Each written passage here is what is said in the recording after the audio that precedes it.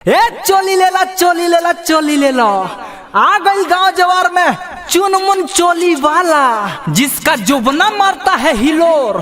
तो आइए हमारे ओर क्योंकि आ गया है सारा साइज का चोली। 28 चाहिए तो 28 मिलेगा, 30 चाहिए तो 30 मिलेगा, 32 चाहिए तो 32 मिलेगा, 36 चाहिए तो 36 मिलेगा। अरे भौजी लागत बाहरवा केहू चोली बेचे वाला आइल बा। चल ना हमर चोली फाट गइल बा, एगो किन दा। अरे ठीके कहलू हो, हमरो चोलिया फाट गइल बा, चलो लेवल जाओ। अरे चोली वाला है ने सुना। अरे हाँ हाँ बोलिए। आ तनी रुकबा। हाँ हाँ रुका तानी। अरे चोली वाला तनी चोली दिखावा तो बढ़िया बढ़िया। आ कैसन कैसन चाहिए? अरे का बताया, अब तो जानिए रहे नया जमाना का, तनी सेक्सी सेक्सी दिखाइए। अच्छा अच्छा अच्छा ठीक बा, लेकिन साइज अपन बताई। ऐसे तो राउत बड़ी बड़ बड़ लागता। का साइज कितना बा? अरे ये चोली वाला चोली खरीद ले हमनी के ढेर दिन हो गइल, आ चोली के साइज तो बढ़ते घटत रहेला, तो कैसे बताई। अच्छा तो नइखे पता तो नापे के पड़ी है ने आवो।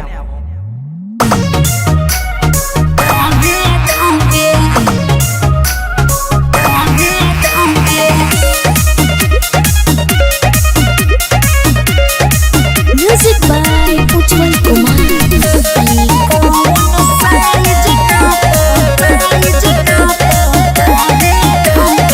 नहीं 28 होई नहीं होई 30 हो, हमरा त लागे फिट होई 32 हो। अरे एकरा मतलब ढेर जानकारी बा। का हो? नहीं 28 होई नहीं होई 30 हो, हमरा त लागे फिट होई 32 हो।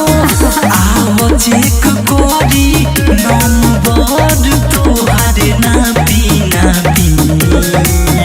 रुके रुके रुके रुके 32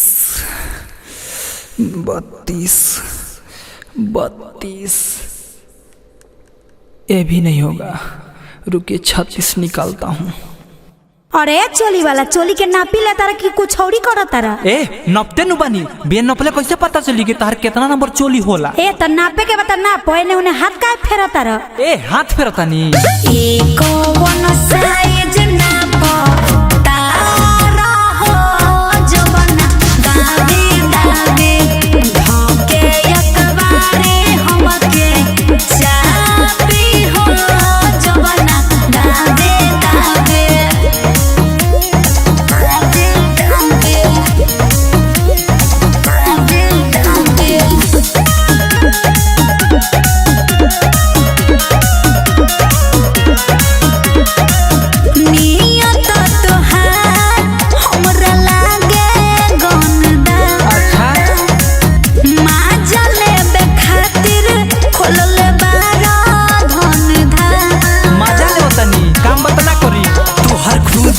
सोचे गलत हो बिना नापी के हो जाई खोज हो।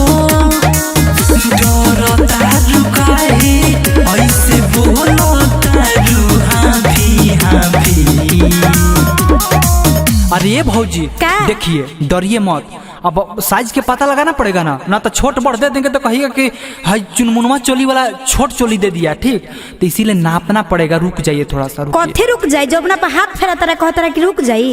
ए कौन साइज नापो तारा हो जवाना दावे दावे धोके एकबारे हमके चापी हो जवाना दावे दावे।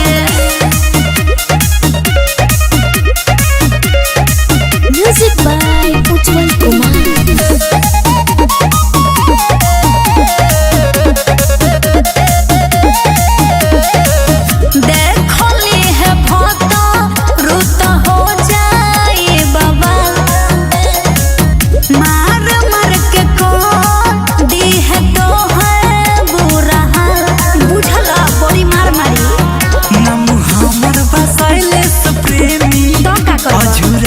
जवन ठोक देनी चोलिए में लुकई हो भौजी घरवा के अपन चाबी।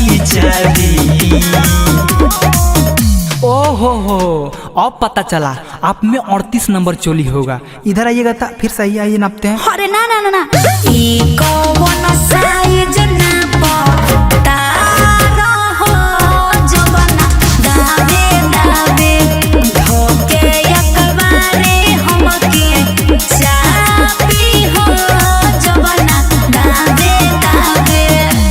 आप ही नाप के देखिए ना। हाँ ये ठीक है। जानते हैं भाभी बड़ बड़ था ना, इसलिए पता नहीं चल रहा था।